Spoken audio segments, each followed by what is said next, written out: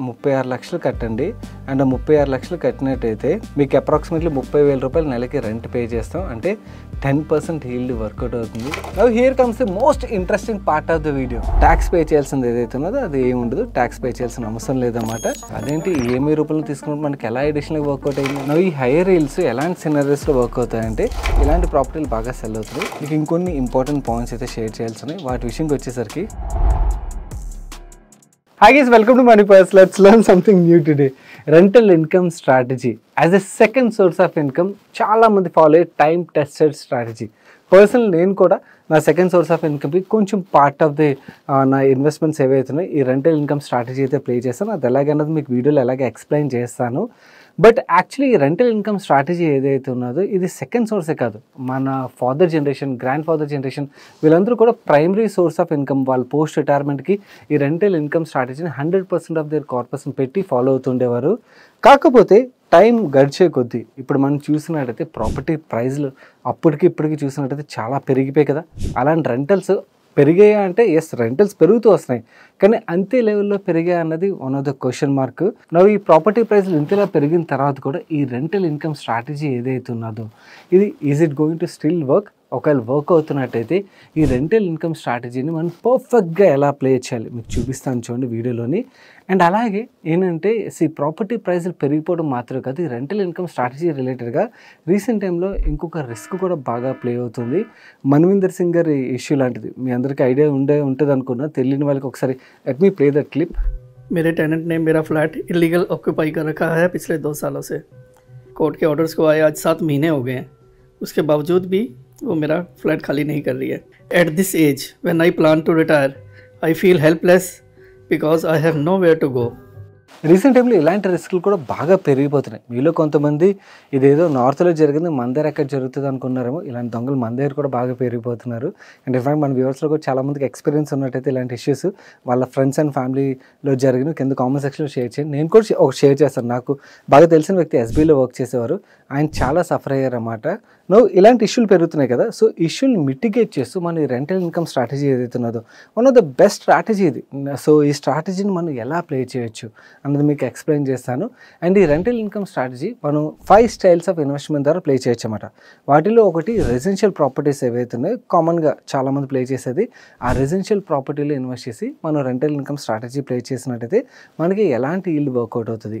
Second, residential ప్రాపర్టీలోనే చాలామంది loan తీసుకుని invest చేసి second source of income generate చేస్తుంటారు కదా. ఇలా ప్లే చేసినట్టయితే మనకి ఏమైనా బెటర్ ఈల్డ్ జనరేట్ అవుతుందా? ఓకే, ఈ పార్ట్ కూడా చూద్దాం. థర్డ్, కమర్షియల్ ప్రాపర్టీ ఏదైతే ఉన్నదో కమర్షియల్ ప్రాపర్టీలో ఆఫీస్ స్పేస్లో ఇన్వెస్ట్ చేసినట్టయితే మనకి ఎలాంటి ఈల్డ్ వర్కౌట్ అవ్వచ్చు. ఫోర్త్, కమర్షియల్ ప్రాపర్టీలో రీటైల్ స్పేస్ ఏదైతే ఉన్నదో అంటే మనకి షాప్స్ కానీ లేకపోతే ఫుడ్ కోర్ట్స్ కానీ ఇలాంటివి పర్చేస్ చేసి రెంట్కి ఇచ్చినట్టయితే మనకి ఎలాంటి ఈల్డ్ వర్కౌట్ అవ్వచ్చు. ఫిఫ్త్, రీసెంట్ టైంలోనే యాక్చువల్ చిన్న ఇన్వెస్టర్లు కమర్షియల్ ప్రాపర్టీస్ బై చేయాలంటే కోటి దానిపైన అవుతుంది కదా. అందుకని చెప్పి వాళ్ళు ఏంటంటే కొన్ని కంపెనీస్ ఏం చేస్తున్నారంటే మీరు అంత పెట్టక్కర్లేదు, ఒక 10 లక్షలు ఇన్వెస్ట్ చేయండి, మీరు ఇన్వెస్ట్ చేసిన దానికి మీకు ఇంత ఫిక్స్డ్ రెంట్ ఇస్తామని చెప్తున్నారు.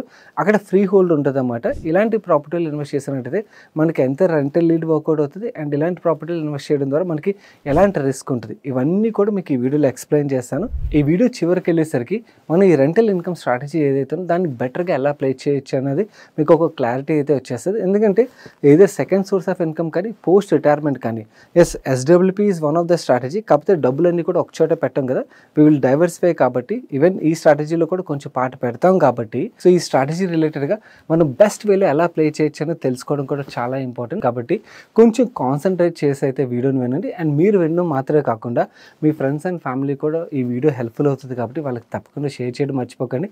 అండ్ వీడియోలో షేర్ చేసిన ఇన్ఫర్మేషన్ నచ్చినట్టయితే వీడియోని లైక్ చేసి మీరు ఒకవేళ ఈ స్ట్రాటజీ ప్లే చేయాలనుకున్నట్టయితే మీరు ఎలా ప్లే చేయాలనుకున్నారు, రెసిడెన్షియల్ విత్ లోన్ ఆర్ కమర్షియలా, మీరు ఎలా ప్లే చేయాలనుకున్నారు కింద కామెంట్ సెక్షన్లో కామెంట్ చేయడం మర్చిపోకండి. నేను సాయి కృష్ణ పత్రి సిఎఫ్పి రెంటల్ ఇన్కమ్ స్ట్రాటజీని బెస్ట్ వేలో ఎలా ప్లే చేయాలో మీకు చూపిస్తాను పదండి.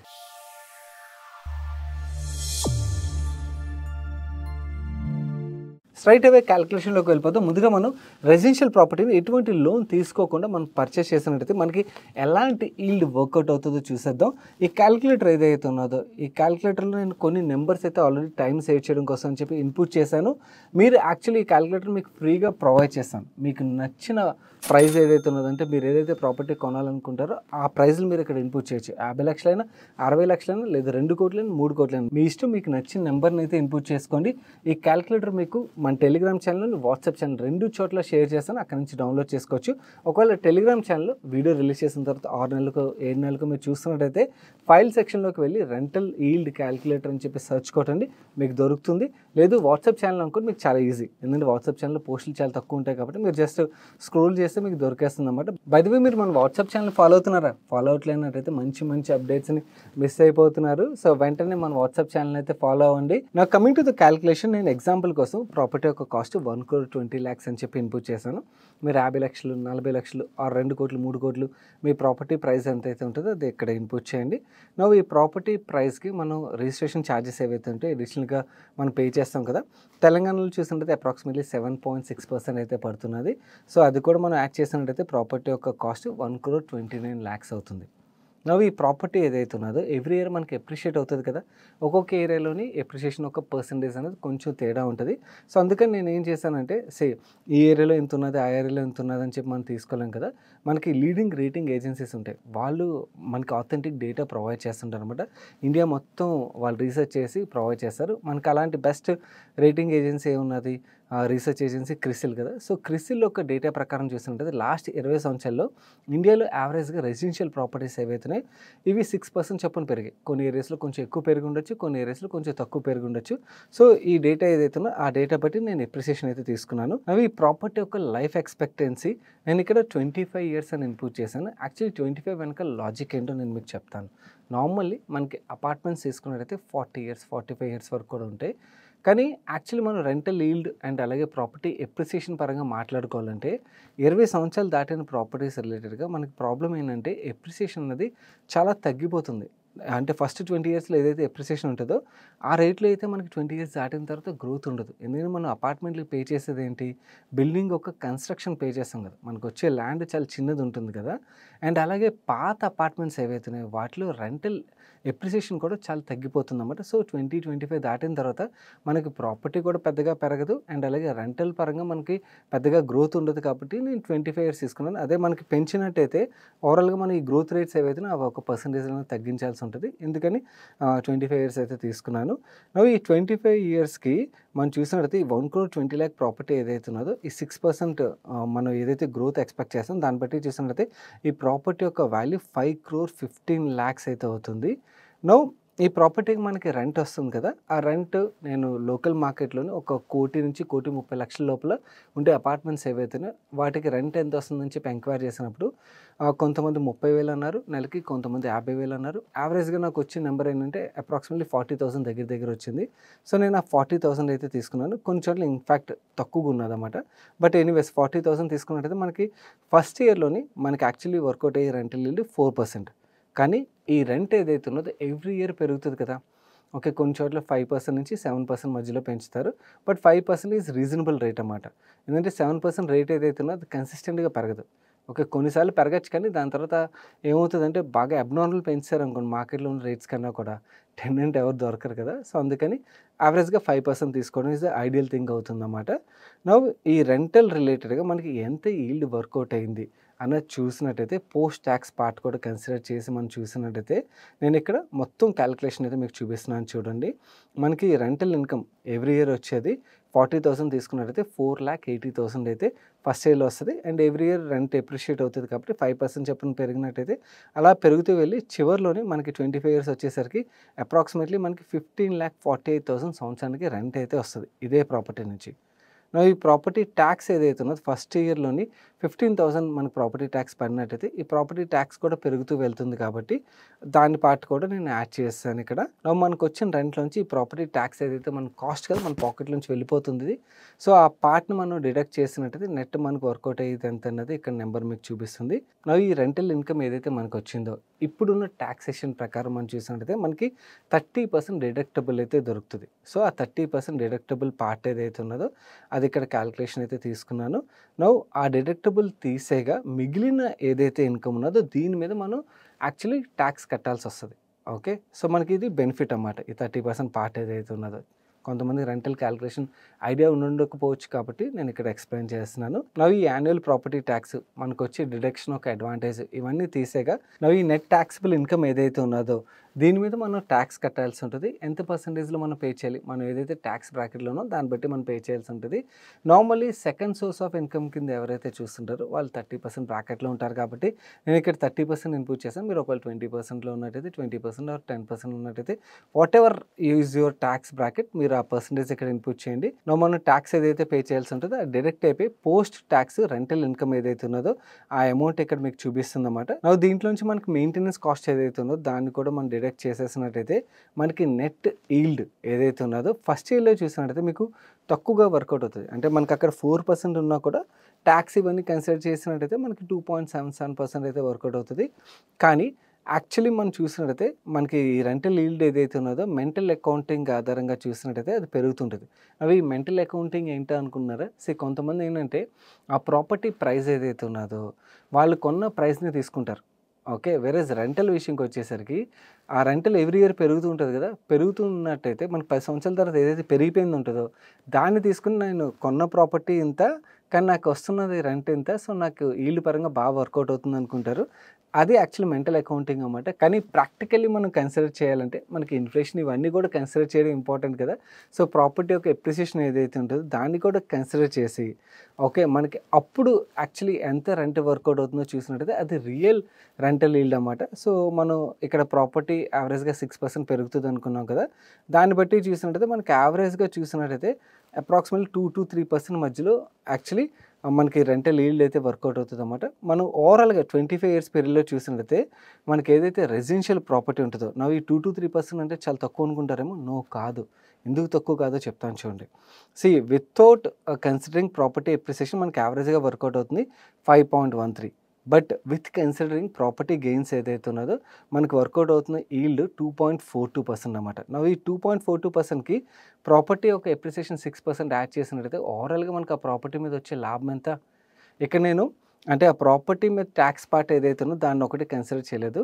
లెట్స్ సే అది 0.42 basis points ట్యాక్స్ రూపంలో పోయింది అనుకుందాం. పోయినా కూడా మనకి అప్రాక్సిమేట్లీ 7.5 to 8% మనకి వర్కౌట్ అవుతుందంటే విచ్ ఈజ్ గుడ్ ఎప్రిసియేషన్ అనే మనం చూడొచ్చు. బీభత్సం కాదు, బట్ అలానే మనం ఇగ్నోర్ కొట్టే రేట్ కూడా కాదు. సో డీసెంట్ అనే అనుకోవచ్చు. Here comes the most interesting part of the video.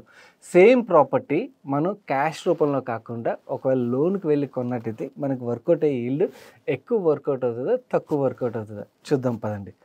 ఇక్కడ మనకి ప్రాపర్టీ కాస్ట్ సేమే ఉంచండి 1,20,00,000. కానీ మనం డౌన్ పేమెంట్ ఏదైతే ఉందో ఇంతకుముందు కేసులో మొత్తం 1,20,00,000 మనం పాకెట్ నుంచి క్యాష్ రూపంలో పే చేసాం. ఇక్కడ డౌన్ పేమెంట్ 20% పార్ట్ ఏదైతే ఉన్నదో ఇది మాత్రం మనం పాకెట్ నుంచి క్యాష్ పే చేసాం. అంటే 24 lakhs మనం క్యాష్ రూపంలో పే చేసాం. మిగిలిన 96 లక్షలు ఏదైతే ఉన్నదో దీనికి లోన్కి వెళ్ళాం. లోన్కి వెళ్ళినట్టయితే 9% ఇంట్రెస్ట్ రేట్ ఇప్పుడు పడుతున్నది కాబట్టి 9% తీసుకున్నాం. 25 years టెన్యూర్ తీసుకున్నట్టయితే యావరేజ్ మంత్లీ మనకి ఈఎంఐ ఏదైతే పడుతుందో 80,562 రూపీస్ అయితే పడుతున్నది. అండ్ మిగిలిన క్యాలిక్యులేషన్స్ అన్నీ కూడా స్టాంప్ డ్యూటీ ఇవన్నీ కూడా సేమ్ అదే ఉంచానమాట. ప్రాపర్టీ కాస్ట్ సేమ్ అంతే అవుతుంది 1,29,00,000. అండ్ అలాగే రెంట్ కూడా ఇందాకల కేసులో లాగే సేమే ఉంచాను. ఎందుకంటే మనం సేమ్ నెంబర్స్తో కంపేర్ చేసినప్పుడే కదా మనకి రియల్గా ఈల్డ్ డిఫరెన్స్ ఎంత వస్తుందో తెలుస్తుంది. సో అన్నీ సేమే ఉన్నాయి. కమింగ్ టు ఓవరాల్గా క్యాలిక్యులేషన్ విషయంకి వచ్చేసరికి మనం యాక్చువల్లీ ఈ ప్రాపర్టీకి మన పాకెట్ నుంచి పే చేసింది 33 లక్షలు. అంటే రిజిస్ట్రేషన్ కాస్ట్ కూడా యాడ్ చేసినట్టయితే మనకి రెంట్ ఎంత వర్కౌట్ అవుతుంది 4,80,000 రూపీస్ వర్కౌట్ అవుతుంది. యాన్యువల్ ట్యాక్స్లు ఇవన్నీ మనం తీసేసినట్టయితే ఇక స్టాండర్డ్ డిడక్షన్ వరకు అంతా సేమే ఉంటుంది. కానీ ఇక్కడ ఏంటంటే ఇంకొక పాయింట్ యాడ్ అవుతుంది. మనం ఈఎంఐ రూపంలో కొన్నాం కాబట్టి ఇంట్రెస్ట్ ఏదైతే మనం కడతామో ఆ ఇంట్రెస్ట్ పార్ట్ ఏదైతే ఉన్నదో ఆ ఇంట్రెస్ట్ పార్ట్ని కూడా మనం సెక్షన్ 24B కింద డిడక్ట్ చేయాల్సి ఉంటుంది. ఈ సెక్షన్ 24B అనగానే చాలామంది మన ఇన్కమ్ ట్యాక్స్ క్యాలిక్యులేషన్ ఏదైతే డిడక్షన్స్ ఉంటుంది చూడండి, దానికి వెళ్ళిపోతారు. అది వేరే, ఇది రెంటల్ ఇన్కమ్ క్యాలిక్యులేషన్ కాబట్టి ఇక్కడ మన ఇంట్రెస్ట్ ఏదైతే మనం పే చేస్తామో యాక్చువల్ అమౌంట్ ఏదైతే ఉందో దాన్ని డిడక్ట్ చేయాల్సి ఉంటుంది. ఫస్ట్ ఇయర్స్ ఏవైతే ఉంటాయో ఈ పీరియడ్లోనే మనకి యాక్చువల్లీ రెంటల్ ఇన్కమ్ కన్నా కూడా మనం పే చేసే ఇంట్రెస్ట్ పార్ట్ ఏదైతే ఉంటుందో మోస్ట్ కేసుల్లో ఎక్కువగా ఉంటుంది కాబట్టి మనకి నెట్ ట్యాక్సబుల్ రెంటల్ ఇన్కమ్ ఏదైతే ఉంటుందో అది నెగిటివ్లో ఉంటుంది. అంటే మనం ట్యాక్స్ పే చేయాల్సింది ఏదైతే ఉన్నదో అది ఏమి ఉండదు, ట్యాక్స్ పే చేయాల్సిన అవసరం లేదన్నమాట. ఇన్ దట్ కేస్ మనం పోస్ట్ ట్యాక్స్ మనకి వర్కౌట్ అయ్యే రెంటల్ ఇన్కమ్ ఎంత 4,80,000 నుంచి ఈ ప్రాపర్టీ ట్యాక్స్ ఏదైతే ఉన్నదో ఇది ఒక్కటి మనం డిడక్ట్ చేసినట్టయితే మనకి మిగిలిన అమౌంట్ మొత్తం మనకి net post tax rental income అవుతుందన్నమాట. ఇందులోంచి మెయింటెనెన్స్ కాస్ట్ డిడక్ట్ చేసేద్దాం. డిడక్ట్ చేసిన తర్వాత మనం రెంటల్ ఈల్డ్ చూసినట్టయితే ప్రాపర్టీ కాస్ట్ ఏదైతే ఉన్నదో ఓవరాల్ కాస్ట్ ఉంటుంది దాని ఆధారంగా చూపిస్తాను. అండ్ అలాగే మన యాక్చువల్ ఇన్వెస్ట్మెంట్ ఏదైతే మన పాకెట్ నుంచి వెళ్ళింది ఏదైతే ఉన్నదో దాని ఆధారంగా కూడా మనకి ఎంత ఈల్డ్ వర్కౌట్ అవుతుందో చూపిస్తాను. ఓవరాల్గా ప్రాపర్టీ కాస్ట్ని మనం కన్సిడర్ చేసినట్టయితే మనకి యాక్చువల్లీ ఫస్ట్ ఇయర్లో 3.6% ఈల్డ్ వర్కౌట్ అవుతున్నట్టుగా మనం చూపిస్తుంది కదా. అండ్ ఇన్ఫ్యాక్ట్ మనం ఇందాక క్యాలిక్యులేషన్ చూసాం, మీకు గుర్తుందా? అక్కడ ఏంటంటే ఈఎంఐ లేకుండా పార్ట్ ఏదైతే ఉన్నదో ఆ టైంలో మనకి ఓవరాల్గా ప్రాపర్టీ కాస్ట్ ఆధారంగా చూసినట్టయితే వర్కౌట్ అయింది ఫస్ట్ ఇయర్లో 2.77%. వెరస్ ఇక్కడ మనకి 3.6% వర్కౌట్ అయింది. అదేంటి ఈఎంఐ రూపంలో తీసుకున్నప్పుడు మనకి ఎలా ఎడిషనల్గా వర్కౌట్ అయిందంటే ట్యాక్స్ పార్ట్ ఏదైతే ఉన్నదో ఈఎంఐ ఉండడం వల్ల మనకి ఆ ట్యాక్స్ పార్ట్ లేదు కాబట్టి మనకి యాక్చువల్లీ మనకి ఈల్డ్ అనేది కొంచెం ఎక్కువగా కనబడుతుంది అన్నమాట. కానీ యాక్చువల్ మనం చూడాల్సింది ఏంటి, ఓవరాల్గా ప్రాపర్టీ కాస్ట్ కాదు, మనం పాకెట్ నుంచి ఎంత పే చేసాం అది కదా. ఈ కేసులోని మన పాకెట్ నుంచి పే చేసింది ఈఎంఐస్ కూడా పే చేసి ఉంటాం కదా. అంటే 33 లక్షలు మనకి ప్రాపర్టీ రిలేటెడ్ మనం పే చేసాము. అది మాత్రమే కాకుండా ఫస్ట్ ఇయర్లోని 12 months ఈఎంఐ పే చేసాం కదా, ఆ ఈఎంఐని కూడా మనం యాడ్ చేసిన తర్వాత అది అండ్ అలాగే ప్రాపర్టీ యొక్క గ్రోత్ ఏదైతే ఉన్నదో అది కూడా కన్సిడర్ చేసినట్టయితే మనకి ఈల్డ్స్ అనేవి తగ్గుతూ వస్తాయి అన్నమాట. అండ్ ఇక్కడ నేను క్యాలిక్యులేషన్లోని మా మెంటల్ అకౌంటింగ్ పార్ట్ లేపేశాను. ఎందుకంటే initial part of the investment and పెరిగిన రెంట్ ఆ క్యాలిక్యులేషన్ అది మెంటల్ అకౌంటింగ్ అవుతుంది కాబట్టి రియల్ క్యాలిక్యులేషన్స్ చూపిస్తున్నాను అనమాట. ఇక్కడ కూడా మనకి ప్రాపర్టీ ఎప్రిషియేషన్ ఏదైతే ఉందో అది కూడా కన్సిడర్ చేసి మీకు ఈల్డ్ చూపిస్తున్నాను. ఈ రెండు కేసుల్లోనే మనం చూసినట్టయితే ఓవరాల్గా 25 year పీరియడ్లో మనం చూస్తే ఓవరాల్ ప్రాపర్టీ కాస్ట్ ఆధారంగా చూసినట్టయితే మనకి వర్కౌట్ అయ్యే రెంటల్ ఈల్డ్ 3.01% అయినట్టయితే యాక్చువల్ మనకి ఎంత ఈల్డ్ వర్కౌట్ అయింది అంటే మనం పే చేసిన కాస్ట్ ఏదైతే ఉందో దాని ఆధారంగా మనకు వర్కౌట్ అయిన రెంటల్ ఈల్డ్ చూసినట్టయితే 3.94% అన్నమాట. సో మనకి యాక్చువల్లీ ప్రాపర్టీని క్యాష్ రూపంలో పే చేసుకున్న దానికన్నా కూడా ఇలా ఈఎంఐ రూపంలో కొన్నట్టయితే మనకి ఈల్డ్ పరంగా కొంచెం ఎక్కువగా వర్కౌట్ అవుతుంది. ఇది మనం యాక్చువల్లీ మనం ఓవరాల్గా ప్రాపర్టీ గ్రోత్కి యాడ్ చేసినట్టయితే 9 to 10% మధ్యలో మనకు వర్కౌట్ అవుతుంది, which is really good. And ఇక్కడ ప్రాపర్టీ రిలేటెడ్ గ్రోత్ నుంచి ట్యాక్స్ పార్ట్ ఏదైతే ఉంటుందో అది 0.5, 0.6% వాట్ ఎవర్ దట్ పార్ట్ మనం తీసేసినా కూడా మనకి 8 to 9% అయితే వర్కౌట్ అవుతుంది, which is actually good yield అని మనం అర్థం చేసుకోవచ్చు. సో ఒకవేళ రెసిడెన్షియల్ ప్రాపర్టీ కొని రెంట్కి ఇచ్చి ఈల్డ్ పరంగా ఎవరైనా ఆలోచిస్తున్నట్టయితే యాక్చువల్ లోన్ రూపంలో కొనడం వుడ్ బి ఐడియల్ అవుతుంది. ట్యాక్స్ పార్ట్ని కూడా కన్సిడర్ చేసినట్టయితే చాలామంది ట్యాక్స్ పార్ట్ని కన్సిడర్ చేయరు. అండ్ ఇంకొకటి ఏంటంటే ఈఎంఐని స్ట్రెస్ కింద మనం తీసుకుంటాం. Yes, EMI is always a stress. అందుకని మనం ప్రాపర్టీ ఎప్పుడు కొనాలంటే మనం ఆ ప్రాపర్టీకి పే చేయాల్సిన ఈఎంఐస్ ఏవైతే ఉంటే దానికి ఒక 5-6 years మనం పే చేయగలిగే కెపాసిటీ ఉన్నప్పుడు మనం కొనాలి. కానీ ఇలా ఈల్డ్ ఎక్కువ వర్కౌట్ అవుతుంది కదా అని చెప్పి మన దగ్గర ఓన్లీ ఆ 20% డౌన్ పేమెంట్ ఉంటే ఆవేశంలో వెళ్ళిపోయి ప్రాపర్టీలు కొనాలి అవి చేయొద్దు. That will become a big costly mistake అవుతుందన్నమాట. సో ఎప్పుడైనా మనం ప్రాపర్టీ కొనాల్సింది ఎప్పుడన్నది మీకు మనం రెంట్లో ఉండాలా ఇల్లు కొనాలా అన్న వీడియో ఏదైతే ఉన్నదో దాంట్లో క్లియర్గా ఎక్స్ప్లెయిన్ చేశాను. అది చూసి డెసిషన్ తీసుకోండి. ఎందుకంటే ఈ క్యాలిక్యులేషన్ చూపించాను కదా అని చెప్పి చాలామంది బ్లైండ్గా వెళ్ళిపోయి ఎవరైతే డౌన్ పేమెంట్ అఫోర్డ్ చేయగలుగుతారో వాళ్ళు వెళ్ళి కొనేసి ప్రాపర్టీ రిలేటెడ్గా అలాంటి రిస్కులు తీసుకోవద్దు. సో ఓవరాల్గా మనకి ఎస్ మన ఫైనాన్షియల్ కెపాసిటీ ఏదైతే ఉన్నదో అది ప్రాపర్టీ కొనడానికి అంత పర్ఫెక్ట్గా ఉన్నదని చెప్పి మీకు అనిపించినప్పుడే ఈ స్ట్రాటజీని ఇంప్లిమెంట్ చేయడానికి అయితే ప్రయత్నించండి. ఇది రెసిడెన్షియల్ ప్రాపర్టీస్ రిలేటెడ్గా కదా. కమర్షియల్ ప్రాపర్టీకి వద్దాం. Here comes the third and fourth strategy. Commercial property మన ఆఫీస్ స్పేస్లోని అండ్ కమర్షియల్ ప్రాపర్టీ రీటైల్ స్పేస్లో ఇన్వెస్ట్ చేసినట్టయితే మనకి ఈల్డ్స్ ఎలా వర్కౌట్ అవుతాయి. కమర్షియల్ ప్రాపర్టీ క్యాలిక్యులేషన్లో కూడా నేను ప్రాపర్టీ యొక్క ప్రైస్ సేమే ఉంచాను. యాక్చువల్లీ కమర్షియల్ ప్రాపర్టీస్ కొంచెం ఎక్కువ ఉంటాయి, బట్ మీకు ఈల్డ్ రిలేటెడ్గా ఈజీగా అర్థం కావాలి కదా అని చెప్పి యూనిఫార్మిటీ కోసం అని చెప్పి కాస్ట్ సేమే ఉంచాను. అండ్ రిజిస్ట్రేషన్ కాస్ట్ యాక్చువల్లీ తెలంగాణలో సేమే ఉన్నది 7.6% అనమాట. ఆ రిజిస్ట్రేషన్ కాస్ట్ కూడా యాడ్ చేసినట్టయితే మనకి ప్రాపర్టీ యొక్క ప్రైస్ 1,29 lakhs అవుతుంది. కమర్షియల్ ప్రాపర్టీలో ముందుగా ఆఫీస్ స్పేస్కి వద్దాం. ఆఫీస్ స్పేస్ రిలేటెడ్గా మనకి ఏ గ్రేడ్ బిల్డింగ్స్ ఏవైతే ఉన్నాయో అలాంటి ఏ గ్రేడ్ బిల్డింగ్స్లోనే మనకి ఈల్డ్స్ అనేవి కొంచెం ఎక్కువగా వర్కౌట్ అవుతాయి. 7% నుంచి కొన్ని కేసులు 8-9% కూడా వర్కౌట్ అవుతాయి. నా ఈ హైయర్ ఈల్డ్స్ ఎలాంటి సినారియోస్లో వర్క్ అవుతాయంటే, let's say it's IT building అనుకోండి. నౌ ఐటీ బూమ్లో ఉన్నది, ఐటీ మార్కెట్ మొత్తం. అలాంటి కేసులు మీకు ఈల్డ్స్ బాగా వర్కౌట్ అవుతాయి. But at the same time risk కూడా ఉంటుంది. ఐటీ మార్కెట్ మనకి డల్ మార్కెట్ ఉన్నదనుకోండి, అలాంటి కేసులో మనకి యాక్చువల్ టెనెంట్ దొరకడం అనేది కష్టం అవుతుంది. ఆర్ ఒకవేళ టెనెంట్ ఉన్నా కూడా వాళ్ళు గ్రోత్ రిలేటెడ్గా, అంటే మన రెంటల్ ఎప్రిసియేషన్ ఏదైతే ఉంటుందో దాని రిలేటెడ్గా బార్గెన్స్ ఇవన్నీ కూడా వస్తాయి. ఇదొక ప్రాబ్లం ఉంటుంది. అండ్ అలాగే కొన్నిసార్లు కమర్షియల్ స్పేస్లో ఏంటంటే ఆ ఏరియాలోని కమర్షియల్ యాక్టివిటీ తగ్గిపోయింది అనుకోండి, అలాంటి టైంలో కూడా మనకి రెంటల్ ఎప్రిసియేషన్ అనేది తగ్గే ఆస్కారం ఉంటుంది. అదొక బిగ్గెస్ట్ రిస్క్ అన్నమాట. అండ్ అలాగే టెనెంట్ దొరకడం కూడా మనకి తలనొప్పి అవుతుంది. ఎలాగైతే అడ్వాంటేజ్ ఉన్నదో అలాగే రిస్కులు కూడా ఉన్నాయి. ఓకే, బట్ ఈల్డ్ పరంగా మనం మాట్లాడుకోవాలంటే ఎస్ 7% వరకు మనం రెంటల్ ఈల్డ్ అయితే కమర్షియల్ ఆఫీస్ స్పేస్లో అయితే ఎక్స్పెక్ట్ చేయొచ్చు మంచి బిల్డింగ్స్లోని. అండ్ 5% ఎప్రిసియేషన్ అనేది కామన్. కొన్ని చోట్ల యాక్చువల్లీ కమర్షియల్ బిల్డింగ్లో కొంచెం ఎక్కువగా ఉంటుంది. అండ్ ప్రాపర్టీ ట్యాక్స్ విషయంకి వచ్చేసరికి రెసిడెన్షియల్ ప్రాపర్టీ కన్నా కూడా కమర్షియల్ ప్రాపర్టీలో ట్యాక్స్ అనేది కొంచెం ఎక్కువగా ఉంటుంది. నేను ఇక్కడ 25 ఇన్పుట్ చేశాను, యాక్చువల్ 25 కాదు, ఇన్ఫ్యాక్ట్ ఇంకొంచెం ఎక్కువే ఉండొచ్చు. Let me increase it to 50,000. ఈ ప్రాపర్టీ ట్యాక్స్ని కూడా ఇన్పుట్ చేస్తాం కాబట్టి ఓవరాల్గా మీకు ఇక్కడ మొత్తం క్యాలిక్యులేషన్ టాక్సేషన్ పార్ట్ కూడా కన్సిడర్ చేసి చూపిస్తుంది. మనకి ఇక్కడ స్టాండర్డ్ డిడక్షన్ ఇవన్నీ కూడా దొరికితే అడ్వాంటేజ్. ఇక్కడ ఒక చిన్న తలనొప్పి ఏంటంటే, నెట్ ట్యాక్సబుల్ ఇన్కమ్ ఏదైతే ఉన్నదో అది 20 లక్షలు దాటినట్టయితే మనకి 18% జిఎస్టీ కూడా ఉంటుంది అన్నమాట. సో ఇక్కడ ఈ కేసులోని మనకి నెట్ ట్యాక్సబుల్ ఇన్కమ్ 20 లక్షలు దాటట్లేదు కాబట్టి మీకు జిఎస్టీ కాంపోనెంట్ యాడ్ అవ్వలేదు. బట్ ఒకవేళ మనం రెంటల్ ఇన్కమ్ని పెంచామనుకోండి, let me increase it to 1 lakh increase చేశాను అనుకోండి, మీకు ఇక్కడ ఈ జిఎస్టీ కాంపోనెంట్ కూడా యాడ్ అయిపోద్ది అన్నమాట. బట్ ఈల్డ్ కోసం అని చెప్పి నేను 70,000కి తీసుకెళ్ళిపోతున్నాను. ప్రాపర్ ఈల్డ్ క్యాలిక్యులేషన్ మనకి చూపించాలి కాబట్టి. నా ఓవరాల్గా మన ఫస్ట్ ఇయర్లోని ట్యాక్సెస్ అవన్నీ డిడక్ట్ చేయగా నెట్ ఈల్డ్ ఎంత వర్కౌట్ అవుతుందో చూసినట్టయితే 4.83% వర్కౌట్ అవుతుంది. అండ్ ప్రాపర్టీ ఎప్రిసియేషన్ కూడా మనం కన్సిడర్ చేయాలి కాబట్టి ఈల్డ్ అనేది మనకు కొంచెం తగ్గుతూ వస్తుంది, దో రెంటల్ పెరుగుతూ ఉన్నా కూడా. And over a 25 year period మనం చూసినట్టయితే యావరేజ్గా మనకి 4.32% వర్కౌట్ అయ్యే ఆస్కారం అయితే ఉంటుంది. సో 6% ప్లస్ 4% మనం యాడ్ చేసినట్టయితే అప్రాక్సిమేట్లీ 10%. ఆ 0.32 ఎందుకు తీస్తానంటే, మనకి ఈ ప్రాపర్టీ ఏదైతే ఉన్నదో ఎప్రిసియేషన్ మీద మనం ట్యాక్స్ కట్టాలి కాబట్టి ఆ 0.32 తీస్తాను. ఒకవేళ 1% 1.5% వాట్ ఎవర్ ఇట్ ఈస్ మనం తీసేసాం అనుకోండి, ఓకే, ఈవెన్ 9% అయినా కూడా మనకి డీసెంట్ ఈల్డ్ అని అనుకోవచ్చు అన్నమాట. అదే మనం రీటైల్ స్పేస్లో చూసినట్టయితే యాక్చువల్లీ ఆఫీస్ స్పేస్లో ఏంటంటే మనకి ఒకవేళ అక్కడ డిమాండ్ బాగున్నది, ఓకే, మంచి టెనెంట్ దొరికాడు అనుకోండి, వెరీ వెరీ లాంగ్ పీరియడ్ ఉంటారు. వేరాస్ మనకి రీటైల్ స్పేస్లోని యాక్చువల్లీ ఈల్డ్స్ అనేవి ఎక్కువ ఉంటాయి, కానీ చర్న్ కూడా అంతే ఎక్కువ ఉంటుంది.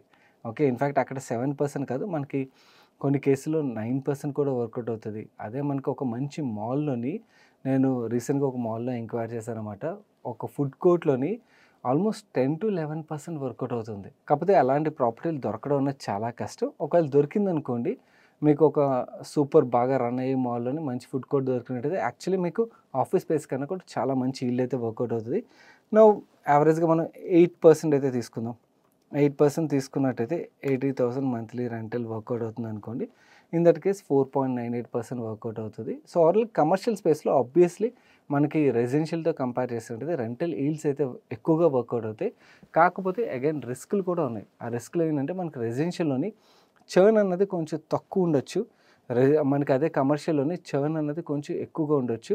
It depends on property to property. ఒకవేళ మంచి ప్రాపర్టీ అనుకోండి అండ్ డిమాండ్ కూడా బాగున్నట్టయితే అండ్ మంచి మనకి టెనెంట్ దొరికినట్టయితే లాంగ్ టర్మ్లో కూడా వాళ్ళు ఉండొచ్చు అన్నమాట. అండ్ సెకండ్ థింగ్ ఏంటంటే మనకి కమర్షియల్ స్పేస్లోని బ్యాడ్ డెట్ రిస్క్ కూడా ఉంటుంది.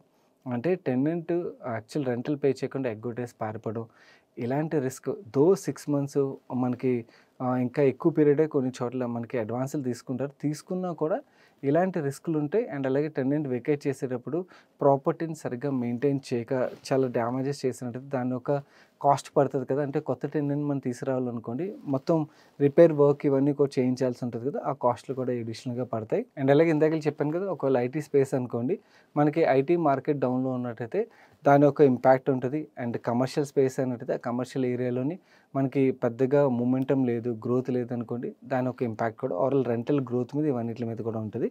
ఈ రిస్క్లు అయితే ఉంటాయి. బట్ ఈల్డ్ పరంగా మాట్లాడుకోండి, డెఫినెట్లీ కమర్షియల్ స్పేస్లో మనకి బెటర్ ఈల్డ్స్ అయితే వర్కౌట్ అవుతాయి. అండ్ ఆఫీస్ స్పేస్లో డీసెంట్ ఈల్డ్స్, రీటైల్ స్పేస్లోని అది కూడా ఫుడ్ కోర్ట్లు అవి దొరికినట్టయితే ఇంకా బెటర్ డీల్సే దొరుకుతాయి. Now here comes the fifth strategy. Recent టైంలో చాలామంది ఇన్వెస్టర్లు ఎస్పెషల్లీ కమర్షియల్ ప్రాపర్టీలో కొనాలంటే మనకి 2 కోట్లు 3 కోట్లు అవుతాయి. ఇక్కడ మనం ఎగ్జాంపుల్ కోసం 1,20,00,000 తీసుకున్నాం, కానీ ఇన్ఫ్యాక్ట్ ఎంతకైనా ఎక్కువే అవుతుంది.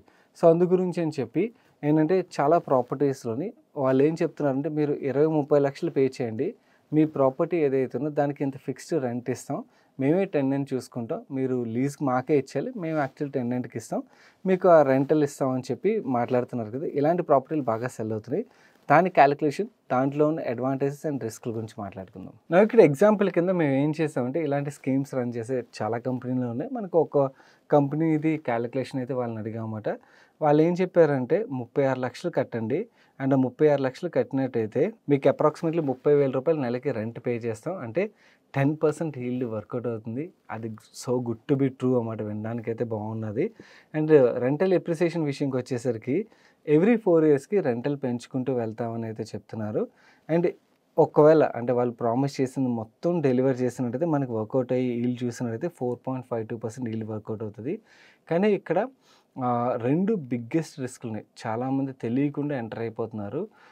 One of the biggest risk ఏంటంటే లెట్స్ సే ఫర్ ఎగ్జాంపుల్ మనం ఇందాక చూసిన కమర్షియల్ ప్రాపర్టీ క్యాలిక్యులేషన్స్ ఏవైతున్నాయో అక్కడ మీకు ఫ్రీ హోల్డ్ ఉంటుంది. అంటే మీరు ఆ ప్రాపర్టీలో ఒకవేళ మీరే ఆక్యుపై చేయాలన్నా మీరు ఆక్యుపై చేయొచ్చు, మీకు నచ్చిన టెనెంట్కి ఇవ్వాలంటే ఇవ్వచ్చు. అండ్ ఒకవేళ మీరు ప్రాపర్టీ అమ్మాలన్నా కూడా ఆ ఫ్రీ హోల్డ్ ఉంటుంది. కాబట్టి మీరు ఒక బయర్ని వెతకడం అనేది కొంచెం వరకు ఈజీ అవుతుంది. Normally any real estate cell చేయడం అనేది చాలా కష్టం. మనం కొనేయడం ఈజీ, కానీ మనం అమ్మడం అనేది చాలా కష్టం. మరి ఈ ప్రాపర్టీలో ఏంటంటే మీకు ఫ్రీ హోల్డ్ ఉండదు, మీకు ఎటువంటి రైట్ ఉండదు. ఓకే, అంటే మీరు ఈ టెనెంట్కి ఇవ్వాలి, ఇలా ఇవ్వాలి, అలాంటివి ఏమి ఉండవు. సో వాడు ఏదైతే ఉన్నదో వాడికి మనం లీజ్కి ఇచ్చేయాల్సి ఉంటుంది. కాబట్టి సో వాడే టెనెంట్ తీసుకొస్తాడు, ఎంత రెంట్ తీసుకొచ్చాడు, ఇవన్నీ కూడా క్వశ్చనబుల్ ఉంటాయి. అండ్ ఇంకొకటి ఏంటంటే మీకు లిక్విడిటీ అవసరం ఉండి ఆ ప్రాపర్టీని మీరు సెల్ చేయాలని ఆలోచించారనుకోండి, బయర్ దొరకడం అనేది చాలా చాలా కష్టం అవుతుంది. ఎందుకంటే అది ఫ్రీ హోల్డ్ లేని ప్రాపర్టీలు కదా. ఆ ఫ్రీ హోల్డ్ లేని ప్రాపర్టీలు కొనడానికి ఎంతమంది ఇంట్రెస్ట్ చూపిస్తారని చూడాల్సి ఉంటుంది. అండ్ అలాగే ఈ లీజ్ రిలేటెడ్గా కూడా దెర్ ఆర్ మెనీ క్వశ్చన్స్ అన్నమాట. వాళ్ళు నార్మల్ మన అందరికీ తెలుసు రియల్ ఎస్టేట్లోని మనం ట్రాన్సాక్షన్ చేసే ముందు మాటలేమో చాలా తీగా ఉంటాయి, కానీ ఒకసారి ట్రాన్సాక్షన్ అయిపోయిన తర్వాత రియల్ మ్యాటర్ బయటపడుతుందని. సో అలాంటి రిస్కులు చాలానే ఉంటాయి ఇన్హెరెంట్. నన్ను పర్సనల్ అడిగినట్టయితే ఇలాంటి ట్రాన్సాక్షన్స్ ఏవైతే ఉన్నాయో వాటికి మళ్ళీ చిన్న చిన్న ఇన్వెస్టర్లు అందరూ ఎంత దూరంగా ఉంటే అంత మంచిది. ఎందుకంటే బేసికలీ ఇలాంటి స్కీమ్స్ ఎందుకు తీసుకొస్తారంటే బేసికలీ చిన్న చిన్న వాళ్ళని అట్రాక్ట్ చేయడం కోసమే. ఒకవేళ ప్రాపర్టీ నిజంగానే చాలా బాగుండి ఓకే రెంట్కి బాగా వెళ్ళిపోతుంది అనుకోండి, then in that case actually liquidity మార్కెట్లో లేదని కాదు కదా, దేర్ ఆర్ బిగ్గర్ బయర్స్, వాళ్ళే వచ్చి కొనేస్తారు. ఓకే, లేదా ఆ ప్రాపర్టీ కన్స్ట్రక్ట్ చేస్తున్నట్టే నార్మల్లీ మనం చూస్తాం చాలా పెద్ద పెద్ద ఐటీ పార్కులు ఎక్కడ కూడా మనకి ప్రాపర్టీ కొనాలంటే దొరకదు. మనకి ఆ ప్రాపర్టీలు సెల్ చేయకుండా వాళ్ళే లీజులకి ఇస్తుంటారు అన్నమాట. సో ఇలాంటి స్కీమ్స్ ఏంటంటే మోస్ట్లీ మనకి కొంచెం డీప్గా వెళ్ళినట్టయితే రిస్క్లు అనేవి చాలా ఎక్కువగా ఉంటాయి. కాబట్టి కొంచెం ఎంత దూరంగా ఉంటే అంత మంచిదన్నది నా వ్యూ అన్నమాట. అండ్ మిగిలిన అదర్ ఇన్వెస్ట్మెంట్ స్ట్రాటజీస్ ఏవైతే మీకు అన్నీ కూడా క్లియర్గా అర్థమయ్యాయి అనుకున్నాను. నువ్వు ఇక్కడ యాక్చువల్లీ ఈ ఎంటైర్ రెంటల్ ఇన్కమ్ స్ట్రాటజీ ఏదైతే ఉందో దీని రిలేటెడ్గా మీకు ఇంకొన్ని ఇంపార్టెంట్ పాయింట్స్ అయితే షేర్ చేయాల్సినాయి. వాటి విషయంకి వచ్చేసరికి ఫస్ట్ థింగ్, మీ లైఫ్ లాంగ్ సేవింగ్స్ ఏవైతున్నాయో అవన్నీ కూడా ఒకే ప్రాపర్టీలో పెట్టి దాని రెంట్కి ఇస్తే ఆ రెంటల్ ఇన్కమ్ ఆధారంగా నా పోస్ట్ రిటైర్మెంట్ లైఫ్ నడుస్తుంది అని ఒకవేళ ప్లాన్ చేస్తున్నట్టయితే మాత్రం that is very very big risk అంటాను. ఎందుకంటే రీసెంట్ టైంలోనే మనకి ఫ్రాడ్స్ చాలా పెరిగిపోయారు. రెసిడెన్షియల్ అవ్వచ్చు, కమర్షియల్ అవ్వచ్చు, చాలామంది ఫ్రాడ్స్ పెరిగిపోయారు. అలాంటప్పుడు ఏమవుతుందంటే మన ఓవరాల్గా రిటైర్మెంట్ లైఫ్ ఏదైతే ఉందో పోస్ట్ రిటైర్మెంట్ లైఫ్ అన్నది పెద్ద రిస్క్లో పడిపోద్ది. మనకి మల్విందర్ సింగ్ గారి కేసు చూసాం. అండ్ నాకు పర్సన్ తెలిసిన వాళ్ళతో ఒక ఇష్యూ జరిగిందని చెప్పాను కదా, వాళ్ళ కేసులో ఏం జరిగింది అనుకున్నారు, ఆయన యాక్చువల్లీ ఆయనకి పెన్షన్ వస్తుంది బికాస్ ఈ వాజ్ ఏ ఎస్బీఐ ఎంప్లాయీ. కానీ ఈ రెంటల్ రిలేటెడ్గా ఆయన ఏదైతే ఇన్వెస్ట్ చేశారో రెంట్కి ఇచ్చిన తర్వాత ఆ టెనెంట్ ఏం చేశాడంటే కొన్నాళ్ళ పాటు రెంట్ బాగానే పే చేశాడు. దాని తర్వాత తాళం వేసుకుని వెళ్ళిపోయాడు అండ్ వీళ్ళకి రెస్పాండ్ అవ్వడం మానేశాడు అండ్ రెంట్ పే చేయడం మానేశాడు. రెంట్ పే చేయకపోతే 3 నెలలు 6 నెలలు ఆయన ఫాలోఅప్ చేసి ఇంకా ఫ్రస్ట్రేట్ అయిపోయి ఓకే ఆ ప్రాపర్టీని టేక్ ఓవర్ చేసుకోవడానికి ట్రై చేసినప్పుడు ఓకే పోలీసుని తీసుకెళ్ళి తాళం పగలగొడితే దాని నెక్స్ట్ డేకి వాడు మళ్ళీ వచ్చేసి ఓకే మళ్ళీ తాళం వేసుకుని వెళ్ళిపోవడం, ఓకే అండ్ ప్రాపర్టీని ఖాళీ చేయకపోవడం. ప్రాపర్టీ రిలేటెడ్ మనం ఎంటర్ అవ్వాలనుకోండి, బిగ్గెస్ట్ రిస్క్ ఏమవుతుంది, ఇంకా తాళం పగలగొట్టి ఎంటర్ అయితే ఆ ప్రాపర్టీలోని వేరే అదర్ వాల్యుబుల్స్ ఉన్నాయి మీరు కొట్టేశారని చెప్పి అలాంటి కేసులు కూడా పెట్టచ్చు కదా. సో ఇలాంటి ఇష్యూస్ అన్నీ ఉంటాయన్నమాట. సో, ఆ కేస్‌లో కూడా అదే భయపడ్డారు. అలా ఆల్మోస్ట్ 2, 2.5 సంవత్సరాలు ఆయనకి రెంటల్ ఇన్‌కమ్ వేస్ట్ అయిపోయింది. చివరికి లాస్ట్‌కి ఖాళీ చేయించగలిగారు. బట్ దట్స్ ఎ పెయిన్ కదా! సో, ఇలాంటి ఇష్యూస్ అయితే మనకు బాగా పెరిగిపోతున్నాయి కాబట్టి, మీ లైఫ్ లాంగ్ సేవింగ్స్ అన్నీ కూడా ఒక ప్రాపర్టీలో పెట్టి దాని రెంటల్ ఇన్‌కమ్ రిలేటెడ్‌గా మీరు డిపెండ్ అవ్వడం అన్నది చాలా పెద్ద రిస్క్ అవుతది. సేమ్ మన ప్రీవియస్ జనరేషన్స్ ఏవైతే ఉన్నాయో ఫాదర్స్ ఆర్ గ్రాండ్ ఫాదర్స్ కేస్‌లోని వాళ్ళు ఇండివిడ్యువల్ ప్రాపర్టీస్ కొనేవారు. ఆ ప్రాపర్టీలో వాళ్ళు ఉండేవారు. ఎవరైతే టెనెంట్ వస్తున్నారో వాళ్ళు ఎలాంటి వాళ్ళు ఇవన్నీ కూడా వాళ్ళు అక్కడ ఉండి చూసుకునేవారు. వేరేస్ ఇక్కడ మనకి సిట్యుయేషన్స్ విషయంకి వచ్చేసరికి మనం అలాంటి ఇండివిడ్యువల్ ప్రాపర్టీస్ కొనడం చాలా కష్టం అవుతది కదా! ఎందుకంటే ల్యాండ్ యొక్క కాస్ట్‌లు బాగా పెరిగిపోయాయి కాబట్టి మనం అపార్ట్మెంట్సే కొనాల్సి వస్తది. అండ్ ఆ దగ్గరలో మనం ఉండకపోవచ్చు. సో, ఇలాంటి తలనొప్పులన్నీ కొంచెం ఎక్కువ పెరుగుతున్నాయి కాబట్టి డైవర్సిఫై చేయడం ఆల్వేస్ బెటర్. 1, 2 ప్రాపర్టీలు డైవర్సిఫై చేయడం is always best thing. And అలాగే ఆ 1, 2 ప్రాపర్టీస్ మాత్రమే కాకుండా నేను చెప్పాను కదా బిగినింగ్‌లోని మన పోస్ట్ రిటైర్మెంట్ క్యాష్ ఫ్లోస్ ఏవైతే ఉన్నాయో ఓన్లీ ప్రాపర్టీ మీద మాత్రమే కాకుండా మనకి మ్యూచువల్ ఫండ్స్ ఉన్నాయి. వాటి నుంచి ఎస్‌డబ్ల్యూపీ అండ్ అలాగే ఎఫ్‌డీస్ ఇలా వేరియస్ ప్రొడక్ట్స్ డైవర్సిఫై చేసుకొని అన్నిట్లి దగ్గర నుంచి మనకు కొంచెం క్యాష్ ఫ్లోస్ వచ్చేటట్టు చూసుకున్నట్టయితే ఎక్కడైనా మనకు ప్రాబ్లమ్ వచ్చినా కూడా ఇంకొక చోట నుంచి మనకి ఇబ్బంది లేకుండా ఆ క్యాష్ ఫ్లోస్ అయితే కంటిన్యూ అవుతాయి. And post retirement stress free life అయితే ఉంటుంది. సో, ఇలాంటి ఫ్రాడ్ రిస్క్ మాత్రమే కాకుండా మనకు ప్రాపర్టీ రిలేటెడ్‌గా మీకు వీడియో మధ్యలో చాలా రిస్క్‌లే చెప్పాను. లిక్విడిటీ రిస్క్ అవ్వచ్చు, లేకపోతే మనకి మార్కెట్ రిలేటెడ్‌గా టెనెంట్ దొరకడం ఇలాంటి రిస్క్స్ అవ్వచ్చు. ఇలాంటి వేరియస్ రిస్క్‌లు ఉంటాయి. ఈ రిస్క్‌లన్నీ కూడా కన్సిడర్ చేసి ఈ స్ట్రాటజీని ప్లే చేయాల్సి ఉంటుంది. నౌ కమింగ్ టు ఈ రెంటల్ స్ట్రాటజీ రిలేటెడ్ నేను ఎక్కడ ప్లే చేస్తున్నాను అంటే నేను పర్సనల్లీ కమర్షియల్ స్పేస్‌లో అయితే ఇన్వెస్ట్ చేశాను. ప్రెజెంట్ మా ఆఫీస్ ఏదైతే ఉన్నదో ఆక్యుపై చేసింది that is my own property అన్నమాట.